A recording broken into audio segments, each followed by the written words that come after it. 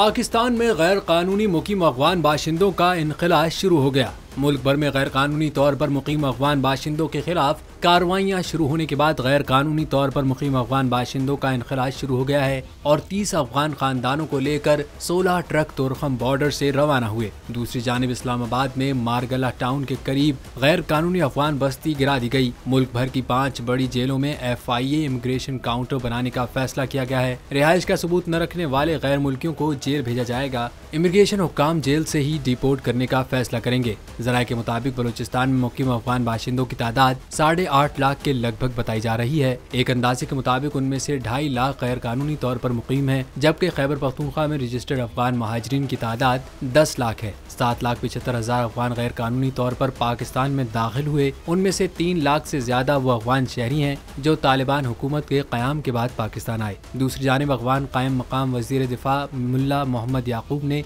गैर कानूनी मुकीम अफगान बाशिंदों को बेदखल करने के पाकिस्तान के फैसले को गैर मुनसिफाना करार दिया है।